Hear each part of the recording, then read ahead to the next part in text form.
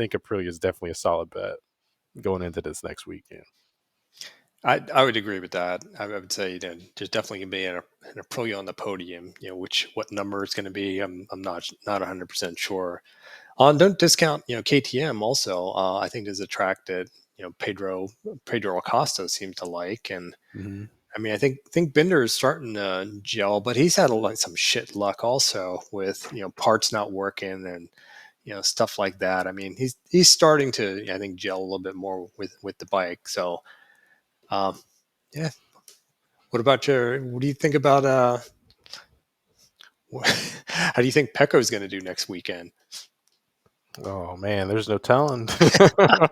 Just like roll the dice. I mean, just roll the dice. I mean, I have no idea what's going on with this guy. I mean, is he just defeated? I mean, we can't say the bike doesn't work.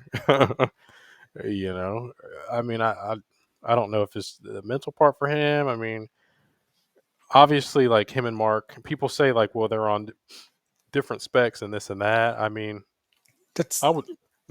I can't believe that. I mean, it's like maybe Yeah. they have slightly different options, but I think both options are available in terms of like wing A or wing B.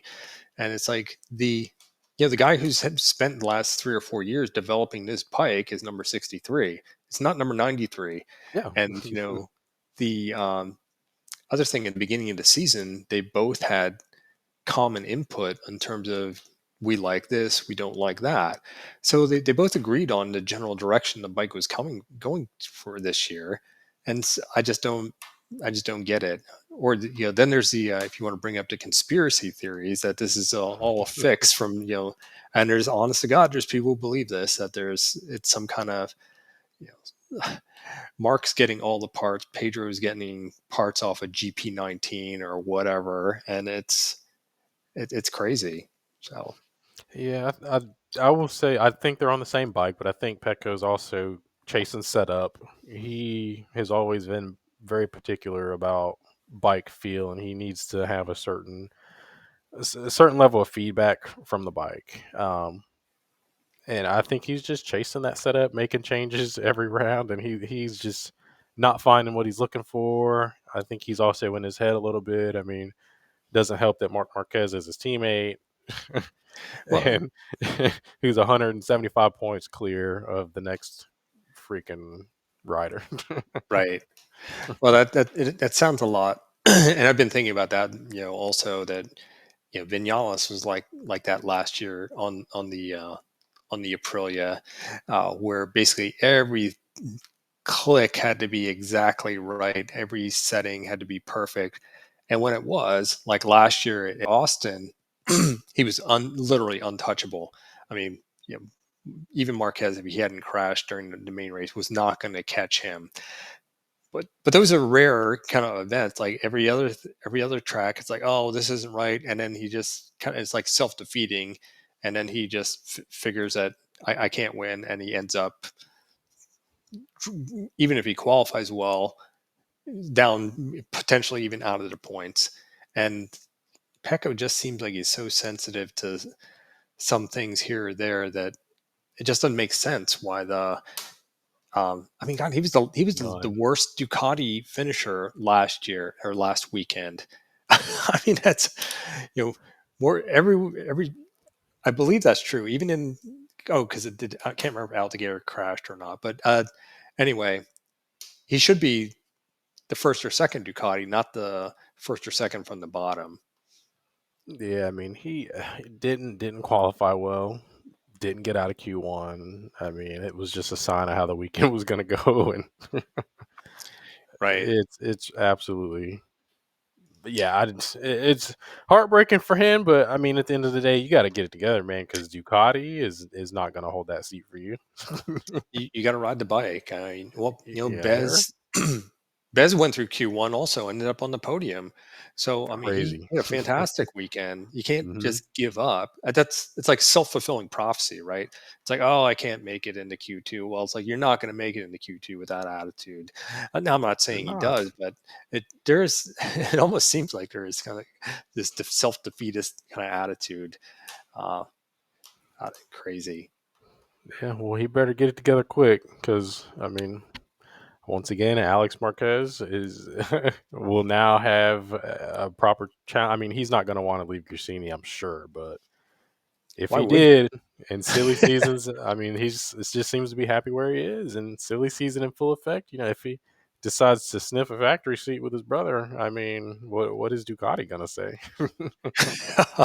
Alex has been kicking It's a his butt all season. conspiracy. It's a conspiracy. Yeah, that's right. All the that's your thing. I laugh when someone who's talking about these conspiracies is like they again Pecco is like the homegrown hero, or he came up from Mhm. the non-competitive GP 20 or 21 or whatever, and had all this, and he's Italian, and he's got the right passport. And Mark has had like no input on this bike short of the Valencia test from last year and maybe some of the interim testings, and he's Spanish. So like, not to, I know there's certain national pride where they would, given all things being equal, they'd rather have an Italian on the Italian bike win than a Spaniard on the bike. So it's these conspiracy theories. These people are like crazy, man. In my opinion, that talking about that, it's all the fix is in, right? Yeah. But I will say, I mean, Ducati is just bent on winning, and I think that they're gonna put whoever's gonna win on that bike. I mean, Marc Marquez proved that. So Yeah. The if you're only gonna win, they'll give you a shot. the only color that matters to them is green. As That long as the that's freaking it. money keeps coming in from bike sales, they don't care about whatever color they paint the bike or whatever the colors are on the national flag. They don't care. It does not matter as long as those Ducati bikes are in first place. Yeah. Well, again, they paid their dues, man. I mean, they've had some rough years.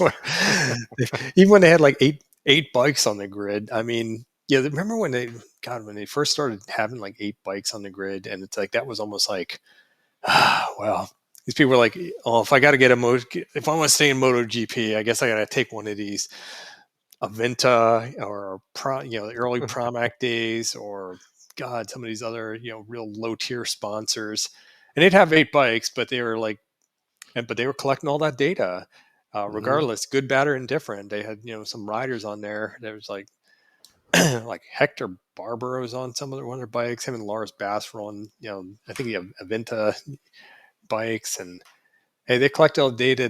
They worked, and 10 years later, they got a bike which is dominant. So Yeah, and they get a bike with a rider that once again, 175 points clear of the guy in second place, 7 consecutive wins, right? On track to beat his seven own consecutive record. doubles. I Yeah. mean, not just Sunday wins. That's Saturday and Sunday. 14 straight wins. I think it's On yeah, it's ridiculous.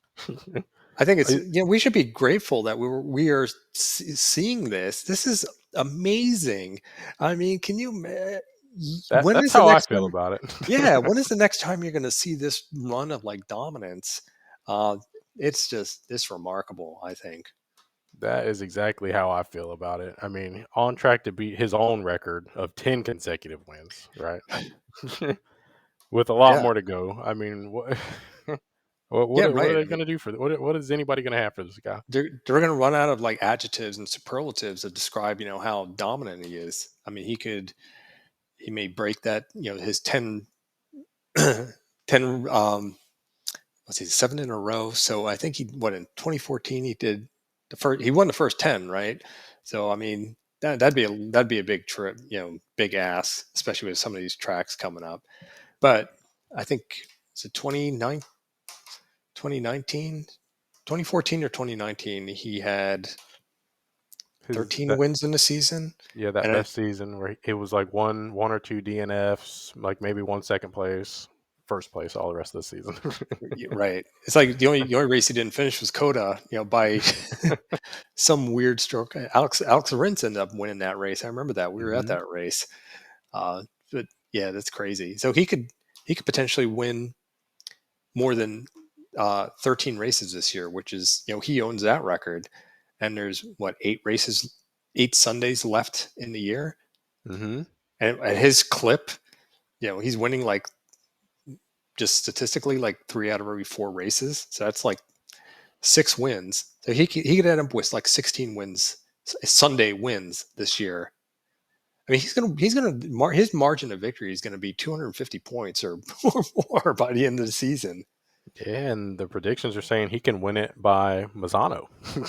Yeah, and that's like assuming that Alex has another, 2 Meltdown. weekends like he just had this He's previous had two. weekend. He's had two in a row. That's true. So, and Mark has, racked up 2 more doubles. So, yeah, the trend, their points are diverging, for sure. Yeah, ones keep going up. I know, and so speaking of diverging, right? And let's talk about. Let's go ahead. Let's see if let's round it out now, right? Um, Opposites, polar opposites, divergence, different nationalities, legacies. What does Marc Marquez have in store for the Oh, legacy of oh yeah. Obviously, he's going to beat his. of our man here? He's going to equal his championship this year. But there's always going to be people. It depends on who. There's certainly people who are in the Rossi camp that Marquez, screwed him in 2015. Um, I mean, Mhm. I will say that obviously Rossi had a very long career, and he does hold a lot of records, which are currently looking like some of them may be in jeopardy. The other thing, which I think honestly, I think his biggest claim to fame is really bringing attention to motorcycling and his fan base and bringing people to the track and showing the interest in racing. um, I think that's fantastic. Now, on the other side, a lot of things that he complains about, Marquez ruining the sport. I mean, he did the same damn things. I mean, like if you watch, like when him and Casey Stoner went through in Laguna Seca, whenever that was. Oh my God, this is 2008, 2009, and he forced Stoner, or he cut across, coming down before they come down that hill, the corkscrew, and Mhm. Rossi kind of cut over the dirt and got in front of Stoner, and then won the race. And Stoner was just like, what the hell, and Rossi's like, hey, that's racing. But here, then we fast forward years later, Marquez does the same thing, and it's Marquez is ruining the race. Or when Rossi, you know, took out Sete Jubino at Jerez on the last turn, basically just T-boned right into him and forced him off the track, and then he went on to win. That was Mhm. okay, but when Marquez does it, he's ruining the sport. So there's a little bit of, I don't know, hypocrisy there. I think, maybe certainly doesn't like all his records, coming under fire, and this perception that Marquez cost him the 2015 championship. I think it's bullshit, personally. So we'll And see. What do and you think about things? I mean that hypocrisy, man. That word right there kind of stuck with me because when I first started watching MotoGP, I mean, it was the height of Rossi. I was the biggest Rossi fan, and I say was because of that word that you just mentioned, hypocrisy. Just like you said, Marc Marquez grows up right idolizing Valentino Rossi, just like the rest of us did, right? I mean, watching this guy run people off the track, be extremely aggressive, get these like historic wins like that we've never seen before, a complete idol, right, in the sport. Then you get Marc Marquez that grows up once again idolizing Rossi, wants to emulate him, wants to ride like him. So he gets on the track and he brings that same energy, right? Marc Marquez didn't do anything but bring that same energy that Rossi had throughout his entire career. But then Rossi wants to start crying about it when Marc Marquez starts challenging him. Right now, Marc Marquez Right. is dangerous. He's Yeah. dangerous. Like everybody said that same thing about you. I mean, your fans obviously didn't think that, but I mean, your competitors would certainly say the same thing. And with Casey Stoner, it's funny you mentioned that because just this week, one of the old videos, Gypsy Tales. I don't know if you ever watched that podcast before, but Once in a Gypsy, while. Yeah. Yeah. yeah. So Gypsy Tales, he had a sit down with Casey Stoner, man, for like 2 hours, Oh, no kidding. and Wow. yeah, I'll drop the link in here. But it was a great talk. But there was one point where Stoner talks about Rossi and that whole era, and he pretty much talks about how Rossi was might as well have been like like a deity to people that showed up at the racetracks. And he said there was some tracks where, I mean, he was just unsafe. He said you'd be riding around the pits, and then people would try to like yank him off the scooter, try to hurt him. Jeez. Yeah, I mean, he's like people would like try to physically hurt him, so he couldn't race. Oh So my Rossi, gosh. yeah, so Rossi would win. And he's very talks about it very openly too. It's a really good video. Um, but he talks about, just how he had to sort of deal with that, and how all that really weighed on him, and it got to the point where he explained it, where he had a lot of like respect for the people that he raced, and he said he'd always just sort of been that way. He said like you don't want to make enemies pretty much on the racetrack, but he was like, but Rossi just like everybody was an enemy pretty much. And he talked about how he sort of had to change his mindset to fight against Rossi, and it's just it's a really really good interview that he does. But um, hearing like testimonies like that from people that have battled Rossi, I mean, like you said, I mean, it very hypocritical for him to then at a later age, turn around and hate the monster. To this very day, he Yeah, hates yeah. Mark Marquez, And right? Like isn't the you created that monster, you did isn't that. it's amazing how he just will not let go of that whole 2015 thing. And there was actually an article about Morbidelli who was in obviously Rossi's camp, made some comment Mhm. about that just the other literally a day or two ago, how he thought that Marquez kind of stole the help Lorenzo win the title. And I'm just like, my God, this is over 10, this is like 10 years ago, literally now. Can't let it go. Can't let this stuff, he's living rent free in our heads, really. Yeah. I thought he's also funny with, if you remember when, this is when Rossi was on the Ducati and he took Stoner out, and since he went over to apologize in Stoner's garage, and there's that, what was the line? His ambition outweighed his His ability talent. or his Yeah. talent. And I thought that was just so perfect to just twist the knife a little bit. I mean, be in a very polite, humble way, and just let Ross on camera, no less, just to let Mhm. Rossi know that he fucked up. And I remember there was another incident where, fast forward, whatever 8 or 9 years, where Marquez took out Rossi or whatever, and he went over to apologize, and they were all freaking up in arms about getting. They wouldn't even let him in the garage. I mean, he was trying to, and it's like, okay, who's taking the high road here, and who's acting like an adolescent? you know. Yeah. So I mean, Marquez is certainly aggressive. Don't get me wrong. That he's certainly put the bike places where he probably shouldn't have. In hindsight, he should have just stepped back. But the hypocrisy, yeah, it's what he's. The other thing is like what he's done, Marquez has done in terms of like this is a great comeback story, right? Where so we went to Austin like the first 2013 when it first that was like the first event there, and that was Marquez's first win in MotoGP. That the when he was whatever 20 years old or something like that. And so, yeah, admittedly, we've been following him. We're definitely Marquez fans and whatnot. But the comeback story is just amazing, where he like literally went from contemplating retirement because of the pain and he just could not ride the bike the way he wanted to where at 32 years old, he is not just winning by a little bit. He's not going to just eke out the championship. He's just destroying the Not even competition. close. Yeah, not even close. Like, what? What is happening? It's just, I think it's fantastic. I hope he wins the rest of them for the rest of the year, honestly. So, And I mean, there's nothing to say that he won't. Not even, not even remotely. I mean, he really yeah, just has to show up at this point.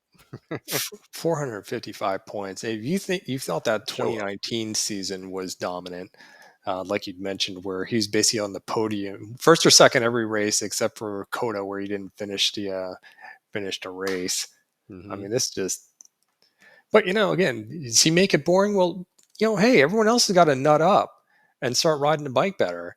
It's not the other manufacturers, and granted, the other manufacturers are upping their game, but again, don't penalize him because he's on a fantastic bike and he's a generational talent. Yeah. That's And the scariest thing is it's there everybody else is in a corner because what you want to do is strike Marc Marquez. You want to punch him in the nose, right? Just like not in reality. I'm talking about it like on the track, right? yeah, Just yeah, like yeah. just like Bezecchi did, right? Like get out in front, do your thing. Let Mark know that you're you're gonna stand up to him, right? You're gonna challenge him as best you can. But the problem with that strategy is that we haven't even seen Marc Marquez under real pressure all year. And if you do try to rattle him, you make a mean pass on him, you're gonna get it back tenfold. Yeah. Period. There's Point been blank period. some flashes, here and there. Like remember at Magello, like him and Pecco went at it for first 4 or 5 laps, and then Mark's Yeah. like, "All right, I'm getting out of here." It's just like I'm done playing. I've warmed my tires up. It's time to go. Uh, Yeah. Going 3 wide into turn 1 and for like the first 2 laps, and then he was out of there. right. Gone. Game over. So yeah, everyone else has got to up their game, up their pace. And They have to up everything. I mean, the yeah. guy the guy can handle the heat, he can handle the pressure, he can handle the games on and off the track. He's just relaxing right now. So He doesn't need to flip the switch. who's your leading candidate to take it to him? It's got to be right now. It's Bezecchi. That could change depending on how Catalunya goes. But if it's not Bezecchi, then it's going to be Jorge Martin, sort of returning to full power. I Okay. would say. How about Acosta? He's been showing some good form lately, also. Yeah, he definitely has been riding well, but I feel like he's still overriding the bike a lot of the times to get these results. Um, I think when he finishes a race, it's more of like a sigh of relief that he didn't bend it. Um, for him to get the same results. I mean, the guys on the Ducatis just do it easier, I guess, if that makes sense. It seems like Acosta's still fighting the bike in a sense, Right. but he is getting it done. I mean, results are results, but It just so yeah, it just seems like they've really developed they've really developed a Ducati. So it's a fantastic all around package. Uh, Kind of like the Honda was, but again, Marquez had a lot of input on that. Well, that's the other thing too. It's like, oh, they're developing the bike for Marquez. Like he's had nothing to. He's been on this bike and had less input for less than a year on this thing. So, but yeah, the people who've come before him have developed this bike where just like again previously when he was on the Honda, it was never the fastest bike. It didn't have the cornering or stability or whatever. It was just a great all around package, and he made the most of it until it wasn't. So until it went into the wrong direction for whatever reason. But yeah, everyone else got to up their game. We'll see. yeah, you can't slack on the development in the MotoGP world. Honda found that out. Yep, I think Yamaha's getting a little bit of that now, and they're working overtime trying to figure something out. The I know. V4 is actually going to be wild card at Catalunya too. Is it that early? I knew it was coming, but I didn't know it was. Yeah, that's essentially a Hmm. week, whatever, 10 days from now, roughly. Well, any final thoughts Hey, it's before we interesting, wrap man. it up? I don't even think we touched on everything because it's been just so crazy. Every time you check the MotoGP news feed, someone's going here, there, wherever. So it's gonna be a little bit of a shakeup, yeah, I think, for going into next year. I guess we'll see, and I think it's really interesting. But yeah, Marquez is going to crush it the rest of the year. The World Superbike Racing, that championship, that's still fairly close. I think that's going to be interesting um, for the rest of the year as well. We'll see how that goes. But then after that, I think you're right. Like Bullock is just going to walk away with it next year unless someone really steps up. Mhm. The guys that cut above. He's also going to be testing for MotoGP too as well with the Pirellis. So Oh, he might be leaving as well in the future I think if he that's really shows out for the I w test. yeah, I wouldn't be surprised. That's probably on his schedule. It's on his Outlook Yeah, calendar for, fall of 2026 to test the MotoGP bike at Valencia. yeah. So it's interesting times for motorcycle racing for sure. Oh, yeah. Um, Great time to be a fan, and you probably almost forgot, but college football started back up this weekend, huh? I guess that's right. I mean, I know the Week high school 0. honestly, I don't follow it, it's just like I just don't have any interest, I didn't go to a big, Big Ten school or anything like that. So, I mean, yeah, we'd have football games, but it's not a religion like it is down south. Well, because Yeah, you're right near FSU, is that right?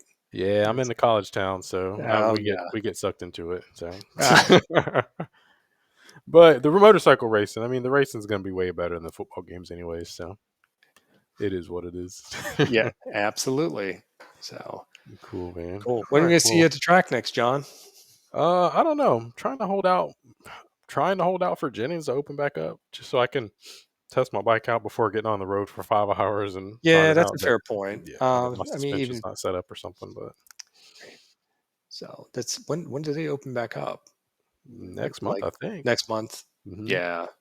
At the end of the month, I believe, and yeah, they'll be back in business. So it's going to be a little while, but um, I'm signed up for a dirt bike race in 2 weeks. I saw that you were doing some heats on your, dirt bike last weekend. Is that right? Yeah, just running around. There's a race. That's the beauty of the dirt bikes, man. I mean, there's races everywhere, like 30 minutes from your house. I mean, that's not a problem Yeah. for you with Barber down the road, but yeah, I mean, the dirt bike track right up the street from my house. I mean, they're doing races, so yeah, we'll just see what happens. Gotta do something while your bike's getting what else needs to get fixed on the bike? It's done. I just need to get it on the track and shake it Okay. down. Yeah, it's ready to go. Just like I said, I don't want to be far away from the house and find out that I missed something. You know. You should find someone who lives who's going to the event in Florida, just have them load the bike up on, there, and I'll take it out for a couple laps for you, just to make sure everything's Smart, smart. Yeah, right.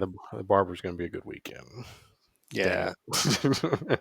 I think there'll be another one. I mean, I think there's gonna be this is actually surprising that it's gonna be so cool and it's apparently not sold out, so it's going to be lightly attended, which is I think people are going to Incredible. be kicking themselves on Monday because if the weather is like 80 degrees and dry, and lightly attended beer is going to be awesome. But then the October barber, typically that sells out pretty quickly for a couple reasons. Obviously, again, cooler temperatures, but it's kind of the last hurrah before people can will race it at the GNF. So that's tends to be. But again, that those issues aside, I'm sure there's going to be a tally day here or there. I know they're having like Ladies' Day at Tally, and shit, I think that's next month, September, and then Nice. they've the Ladies' Day on Saturday, and there's a regular day on Sunday. Um, but there'll be another. Yeah, typically it's like a barber and a tally, track day, kind of once a month now, except for July because it's just too damn hot. So Hmm. Sweet. Well, yeah. Thanks for coming on, man. It's always good to talk yeah, shop with you. it was definitely a shotgun approach to the discussion today. So I'll let Man, all it's the how it video goes. editing be up to you to slice it into some logical, manner. Yeah, we'll chop it up or something. But man, as usual, thanks for coming on. And if Good anybody has talking to any, you, John. yeah, Yeah, hopefully see you again sometime soon.